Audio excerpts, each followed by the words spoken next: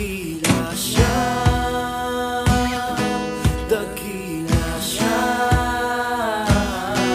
dakila siya,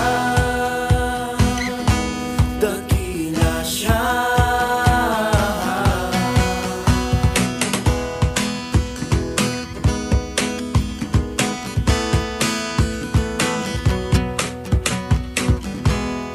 Ang Panginoon ay aking pupurihin.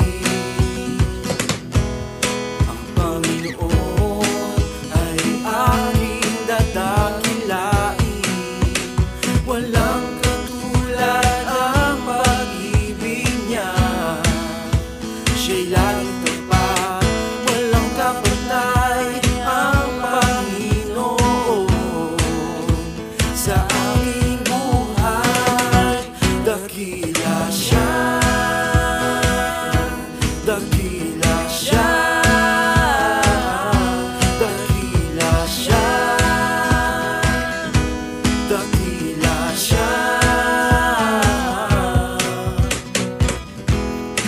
Ang Panginoon ay ating pupurihin. Ang Panginoon ay ating dadakilain. Walang katulad ang pag-ibig niya. Siya'y laging tapat, walang kapantay ang Panginoon sa aking buhay. Dakila siya, dakila siya, dakila siya, dakila siya. Kahit magalaw man ang buong mundo, tanging si Jesus ang sandigan ko. Dakila siya, dakila siya, dakila siya, dakila siya.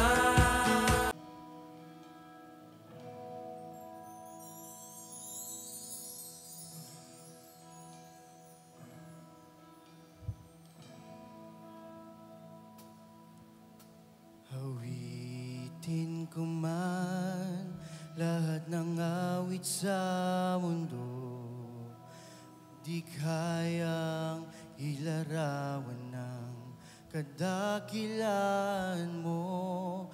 Kulang ang lahat ng tula, kulang maging mga salita upang ihayag ang kabutihan mo. Wala kang katulad, wala nang papantay sa'yo. Wala kang katulad, wala nang higit sa'yo. Ikaw ang Diyos noon pa man, maging ngayon at kailanman. Sa habang panahon, wala kang katulad. Minsan pa, awitin ko man, awitin ko man lahat ng awit sa mundo, di kayang ilarawan ng kadakilaan mo. Kulang ang lahat ng tula, kulang maging mga salita upang ihayag ang kabutihan mo. Wala kang katulad, wala nang papantay sa'yo. Wala kang katulad, wala nang hihigit sa'yo. Ikaw ang Diyos noon pa man, maging ngayon at kailanman. Sa habang panahon, wala wala kang katulad. Wala kang katulad. Wala nang papantay sa'yo. Wala kang katulad. Wala nang hihigit sa'yo. Ikaw ang Diyos noon pa man, maging ngayon at kailanman. Sa habang panahon, sa habang panahon, sa habang panahon, wala nang hahanapin pa. Wala nang nanaisip pa, kundi mamalagi sa piling mo, aking Ama.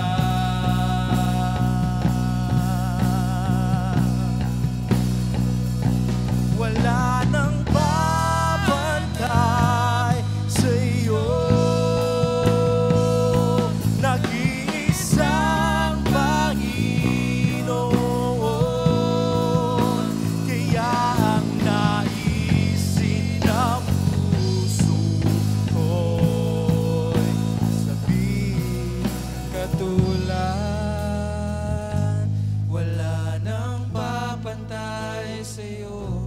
Wala kang katulad. Wala nang higit sa'yo.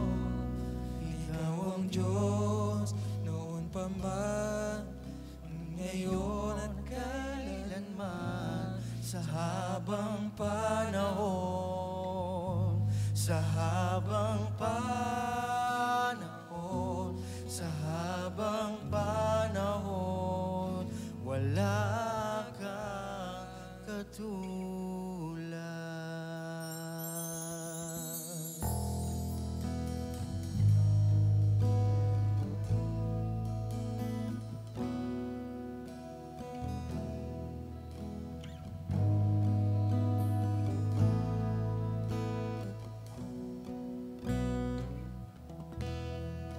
Amen, amen, amen. Hallelujah.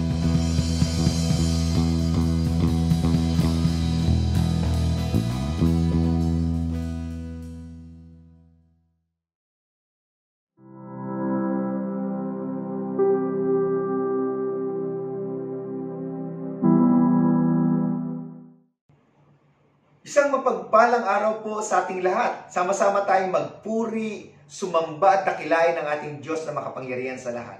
Sa pamamagitan po ng ating mga awit ng pagpupuri, ng ating mga handog na panalangin at ng ating mga kaloob sa kanyang banal na harapan. Sa araw pong ito, sa lahat ng kasama natin sa ating pananambahan sa online worship service, welcome po kayong lahat at dalangin namin na patuloy tayong lumago sa ating pananampalataya at paglilingkod sa ating Panginoong Kristo.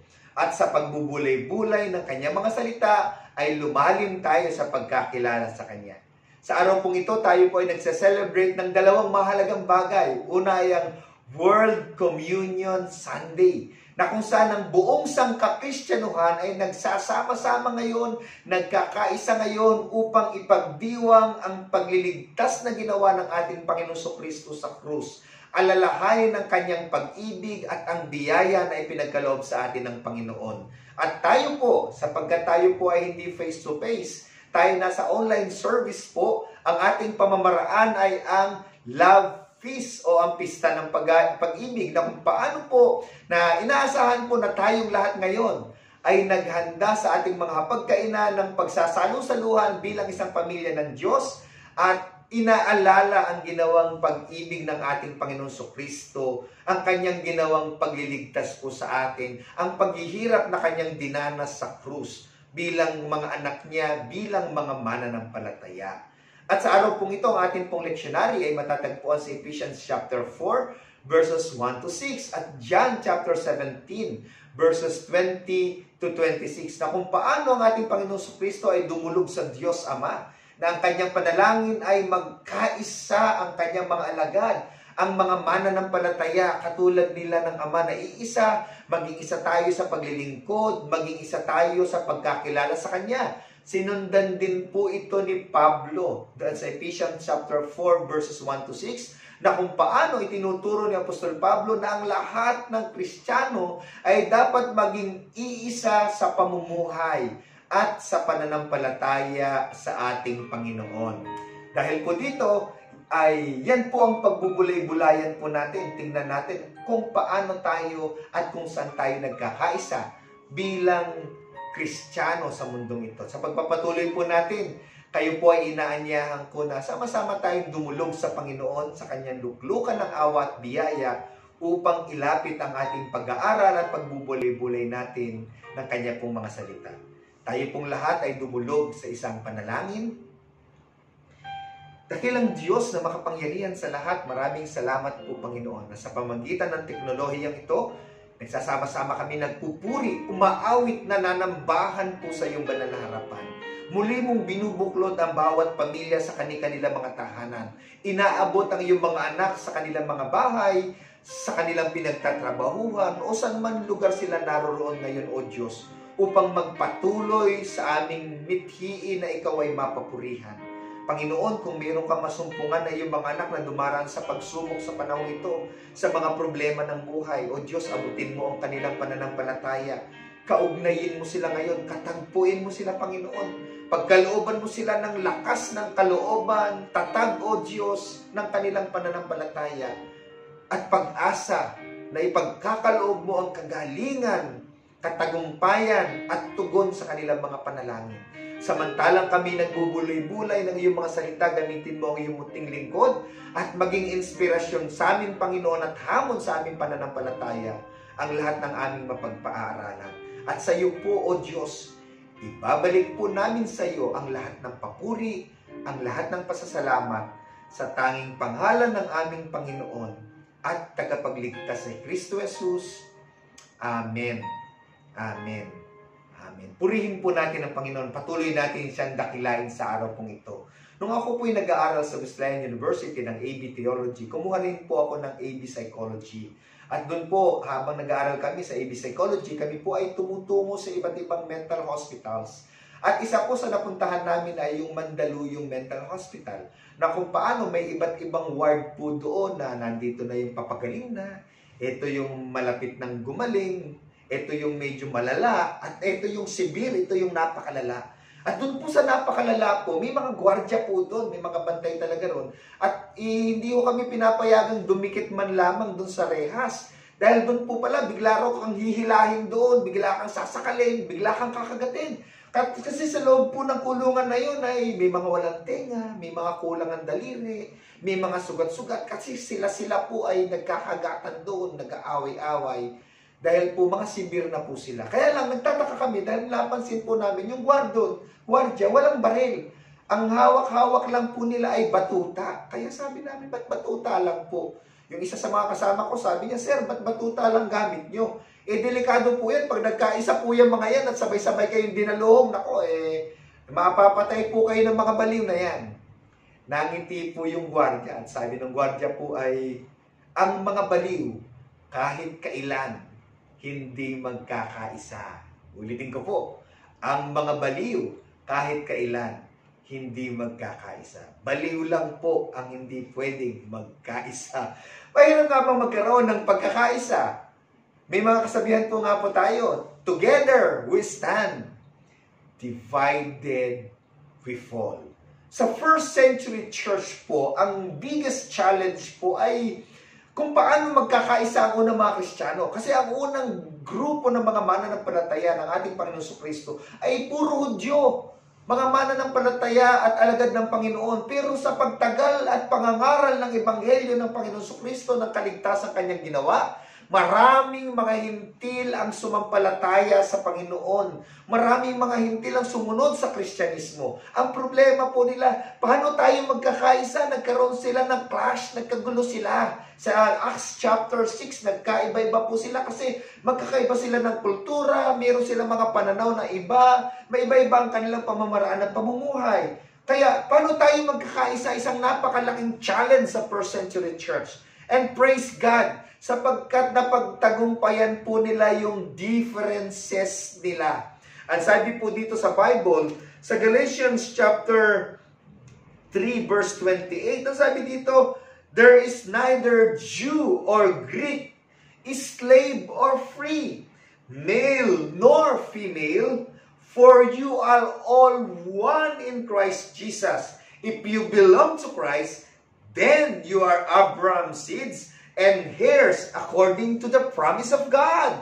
Purihin po natin ang Panginoon. Ipinaunawa ni Pablo na isang tabi niyo yung differences niyo sapagkat iisa na kayo kay Kristo. Although may mga cultural differences kayo, may mga likes kayo at mga dislikes kayo, pero dahil kay Kristo, dapat iisa na kayo kay Kristo sa pagkakilala at pananampalataya sa Kanya. Iisa na kayo na angkan na kayo ni Abraham. At nagkakaisa na po ang unang mga Kristiyano na silang lahat ay mag-a-avail ng promise, ng blessing na ipinangako ng Panginoon sa lahat ng mga sasampalataya po sa Kanya. Praise God. At sa atin po, dapat po tayong mga mananampalataya sa turo ng ating Panginoon ngayon ay iisa una sa pananampalataya. We are united in faith.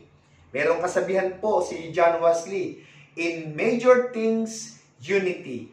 In minor things, diversity. In all things, love, understanding. Meron po tayong tinatawag na major things. Ano po ba yung mga major things? Dapat iisa tayo ng paniniwala na may isang Diyos sa tatlong persona. Dapat iisa tayo sa paniniwala na ang kaligtasan ay sa pamagitan ng biyaya ng Diyos at sa ginawang pagkapako at pagkamatay ng Panginoon Kristo sa krus. Naniniwala at nananampalataya tayo na nabuhay na maguli siya sa mga patay. Dapat iisa tayo sa pananampalataya na ang iglesia ay pag-aari ng Panginoon. Iisa tayo sa pananampalataya sa bautismo. Iisa tayo ng pananampalataya sa pagkakilala sa Panginoon Kristo bilang Diyos na nagkatawan tao. Ang Banal Espiritu ay Diyos na sumasa atin. Yun po yung mga tinatawag na major faith. Ano yung mga minor? Ang minor naman po ay tinatawag natin, halimbawa, yun nasa Ephesians chapter 4 verse 5, ang sabi na ni Pablo doon, dapat iisa tayo sa bautismo. And we are one in baptism in Christ Jesus through the Holy Spirit, in the name of the Father, the Son, and the Holy Spirit. Pero, difference tayo sa mode. Bakit po? Ang mode ng iba, immersion lang. Ang baptism ay lubog lang, sabi nila. Yung iba, hindi. Ang baptism, wisik.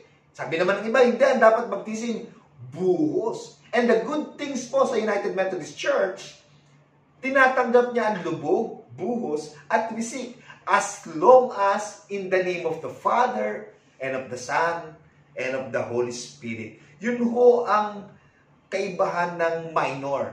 Pero hindi issue sa Kristyanismo ang minor. Yung major, united po tayo na once we do this, do it in the name of the Father, and of the Son, and of the Holy Spirit. The same in personality. Tayo po mga Kristiyano, tinuruan tayo ni Pablo na sabi dito sa Ephesians chapter 4 verse 2. Ang sabi niya dito, kaya't ako, isang bilanggo dahil sa Panginoon, ay nakikiusap sa inyo na mamuhay kayo gaya ng nararapat sa isang lingkod o tinawag ng Diyos. Kayo'y maging mapagpakumbaba, mahinahon, matiyaga, magmahalan kayo at magpasensyahan sa isa't isa. May kasabihan po, be yourself is the worst advice you can give. Ulitin ko po, be yourself is the worst advice you can give. Kapag naging Kristiyano ka po, hindi pwede yung be yourself. Kasi kung ano ka noon ay babaguhin ka ni Kristo. We are being changed from glory to glory. At ito po, major po ito. Ang Kristiyano dapat nararanasan ng pagbabago ng buhay kapag tinanggap niya si Kristo dahil ito ang bunga na siya ay tunay na tumanggap kay Kristo. That's why it is major. Kailangan maging united po tayo sa pagbabagong buhay na sinasabi sa atin ni Apostol Pablo. And today, the whole Christianity is celebrating World Communion. Gaya po na sinabi dito sa John chapter 17 verse 21, Ama, sabi ng Panginoon, maging isa nawa silang lahat. Yun ang Panginoon, pangarap ng Panginoon, isa ta. Ngayong araw na ito, ang Kristyanismo sa buong mundo ay nagkakaisa na tinatanggap ang katawan at dugo ng Panginoong Kristo. Iisa tayo na ang mga bagay na ito ay simbolo ng pag-aalala natin sa pagliligtas at biyaya at pag-ibig ng Diyos sa buong sanlibutan.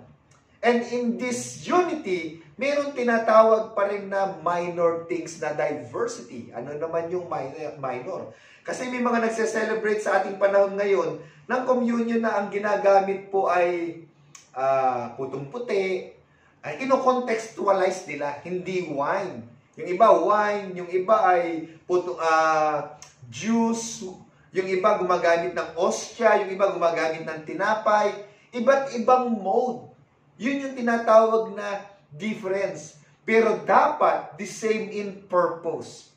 Do it, sabi ng Panginoon, in remembrance of me. At sabi ni John Wesley sa kanyang sulat, sabi niya sa mga kaibahan natin bilang mga mananampalataya, though we cannot think alike, may we not love alike. May we not be of one heart. Though we are not one in opinion, without all doubt, we may. Herein all the children of God may unite, is in spite of these smaller differences. Hindi man tayo pare-pareho ng pangunawa at pag-iisip. Hindi man tayo pare-pareho ng gustong mangyari. Pero magkakaisa tayo sa pamamagitan ng pag-ibig. Magkakaiba man tayo ng talento sa ating church, sa ating pamilya, ugali, kakayahan, ng galing, magkakaiba man ng mga level po natin. Katulad ng sinabi ng ating Panginoong Kristo, siya ay dumulog sa Ama para sa ating lahat, na sa kabila ng lahat ng kaibahan po natin, tayong lahat sa church, sa family natin, sa community natin, sa kapwa natin mananampalataya, maging iisa tayo sa pananampalataya o major in faith, magiging isa tayo sa pag-asa sa buhay na ito at sa buhay na darating. At ang higit sa lahat, maging iisa tayo sa pag-ibig sa Panginoon. Ang sabi po ni Pablo, sa pag-ibig, ang lahat ng kautusan ay naiisagawa. Ipahayag natin ang kaisahan natin sa linggo pong ito. Ang pagmamahal na pinapapalooban ng pagpapatawad sa mga nagkasala sa atin. Pangunawa sa kaibahan ng ating kapatid, ng ating kapamilya, sa ating mga magulang. Pangibabawin po natin ang pag-iibigan sa isa't isa. Ulitin ko po ang sabi ni John Wesley, in major things, unity. In minor things, diversity. In all things, love. At totoo po yung kasabahan na to sa pamilya natin, sa church natin, sa community natin.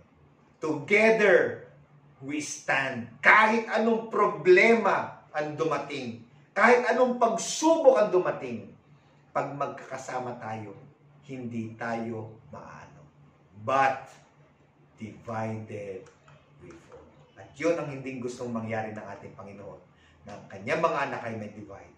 Ang pangarap niya ay maging iisa tayo bilang mga mananampalataya.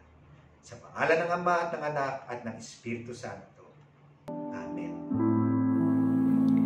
Purihin po natin ang ating Panginoon sa mabiyayang mensahe na ating napakinggan. Mga Kawikaan, Kabanatang 3, Talatang 5 hanggang 9. Kaya yawi ka magtiwala, buong puso at lubusan, at huwag kang manangan sa sariling karunungan. Sa lahat ng inyong gawain, siya ngay alalahanin upang ikay patubayan sa iyong mga tatahakin. Huwag mong ipagyabang ang iyong nalalaman. Igalat mo't sundin si Yahweh at lumayo ka sa kasamaan. Sa gayon, ikaw ay lalakas at magiging matatag. Mawawala ang pigati, gagaling ang mga iyong sugat. Parangalan mo si Yahweh sa pamagitan ng iyong mga kayamanan at mula sa iyong mga pinakamainam na ani. Siya ay iyo ring handugan. Atin pong pagsama-samahin ang ating mga handog. Ika po, pasalamat sa Panginoon.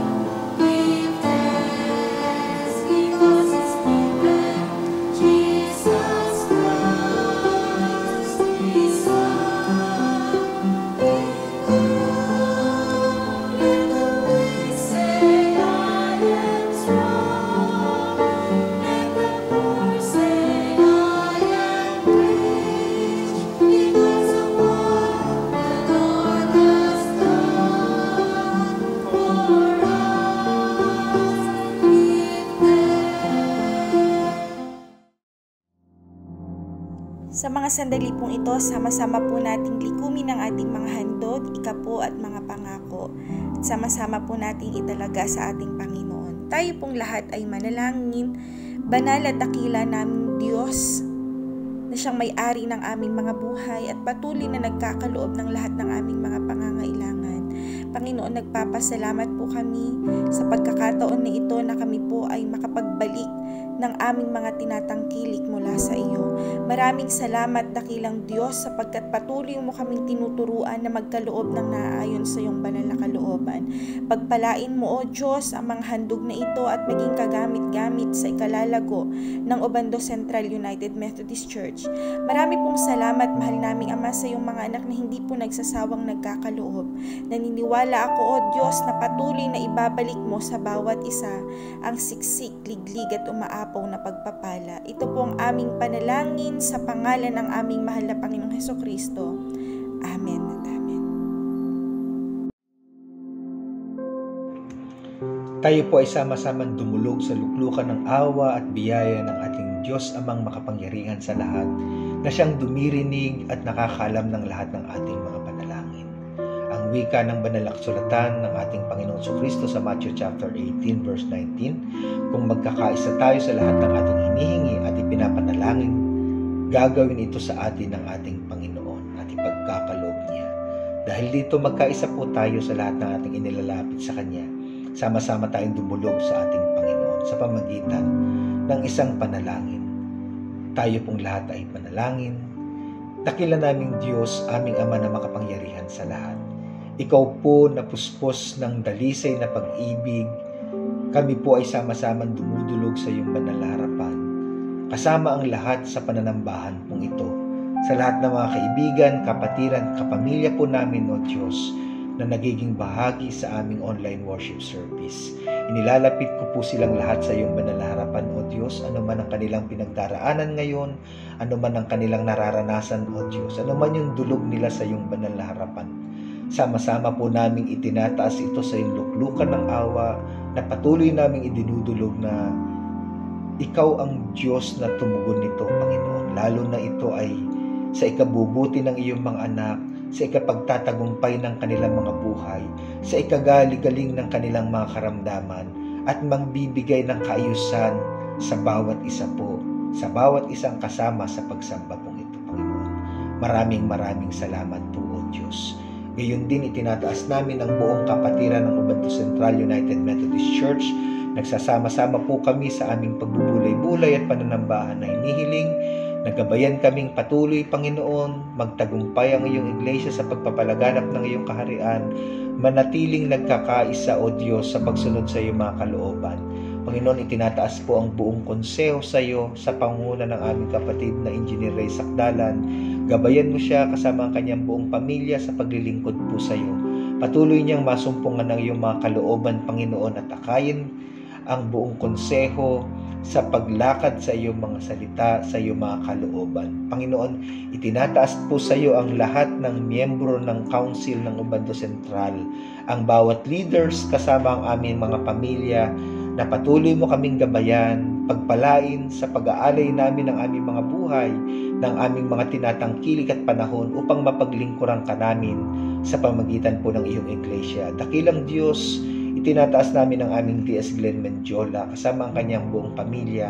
Patuloy mo silang ingatan, Panginoon, lalo na ang aming DS sa kanyang pangunguna sa buong South Bulacan District, O Diyos. Tinataas namin ang aming mga obispo, si Bishop Torio na patuloy na nagpapagaling, gabayan at kalingaan mo siya, Panginoon, si Bishop Juan, si Bishop Sere, patuloy mo silang gabayan, O Diyos, sa pangunguna nila sa buong iglesia, sa Pilipinas at even sa abroad, O Diyos. Bigyan mo sila ng inspirasyon, kalakasan ng pangangatawan, at katalinuhan na malaman ng iyong kalooban at dito akayin ang iyong iglesia po sa Pilipinas. O Diyos, itinataas po namin ang kanilang pamilya na patuloy mo rin silang gabayan, kalingain, at maranasan nila ang paglingap at masaganang biyaya na nanggagaling po sa iyo. Dakila naming Diyos, itinataas po namin at inilalapit, Panginoon, ang lahat ng mga kapatid namin na dumaraan sa iba't ibang pagsubok sa mga panahong ito. Sila na naapektuhan ng coronavirus, sila na may iba't ibang karamdaman, nasa hospital man sila o nasa kanilang mga tahanan. Panginoon, ikaw ang nagbibigay ng kalakasan at nagbabalik ng kalusugan sa lahat ng nagtitiwala po sa iyo. Abutin mo po ang bawat isa, O Diyos. Ipuin na mapagpala mong kamay, Panginoon. I-bless mo yung mga gamot, yung mga doktor na tumitingin at nag-aalaga sa kanila, kasama ang mga pamilya po nila na nagsasakripisyo, na alagaan sila, pangunahan sila, paglingkuran sila sa iba't ibang kaparaan na pwede sila. I-provide mo po ang pangangailangan nila sa bawat araw, O Diyos.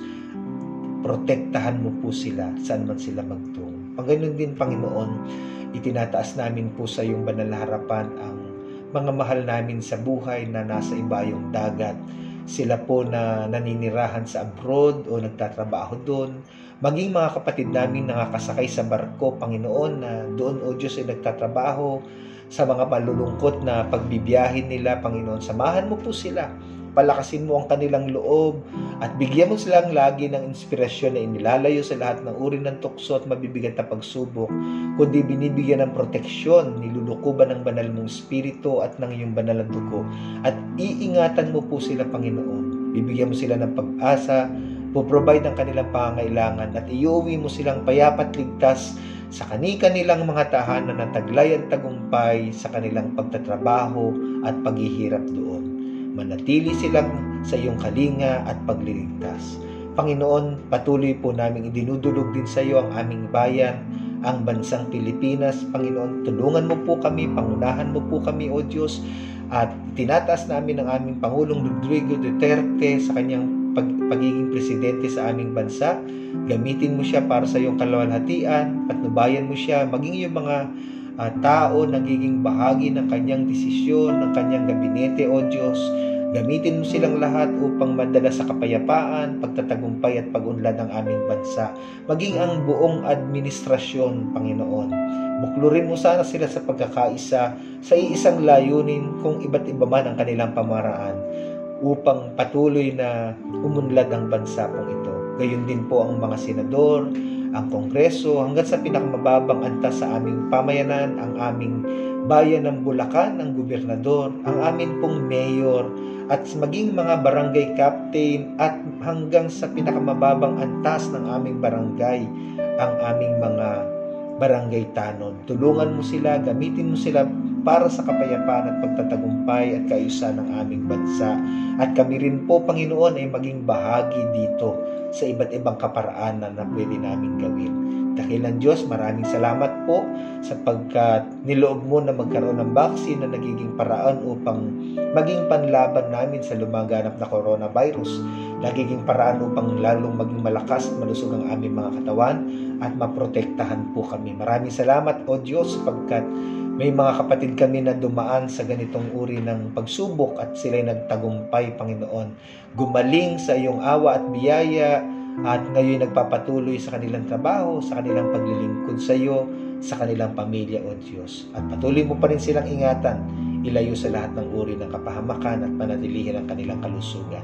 Dakilan namin, Diyos, itinataas po namin sa iyo ang bawat isa po sa amin sa mga sandaling ito, sa buong sanlinggo na aming haharapin. Samahan mo po kami, lalo na yung mga aalis ng kanilang mga tahanan, tutungo sa ibang lugar, sa kanilang mga trabaho. Protektahan mo po lagi kami, O Diyos.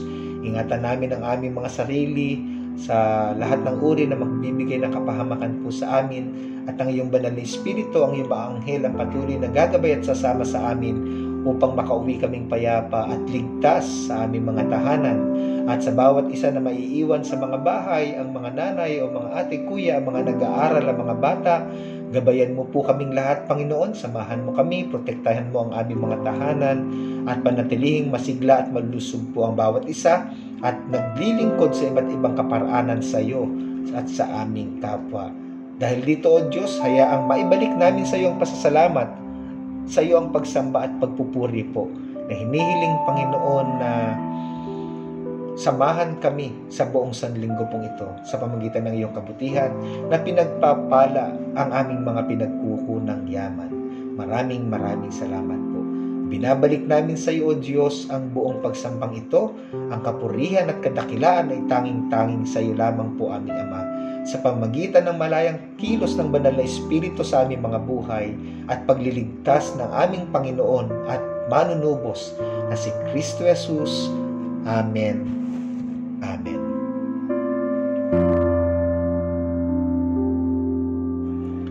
Dakilang Diyos, sa araw pong ito, igawad mo po sa amin ang iyong masaganang bendisyon, na sa buhay ng bawat isa sa amin patuloy naming maranasan ang di nagmamaliw na pag-ibig mo bilang aming Diyos Ama na makapangyarihan sa lahat.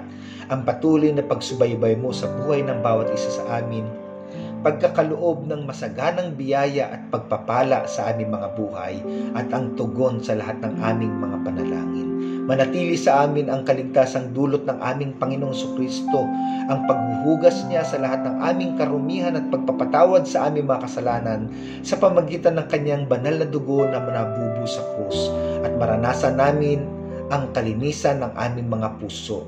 Patuloy kaming maglalakbay sa mundong ito sa gabay ng banal na Espiritu na nagbibigay ng kaaliwan, kalakasan at katagumpayan sa bawat isa sa amin, na patuloy naming nararanasan ang kanyang paggalingan. Sa araw na ito, sama-sama nating tanggapin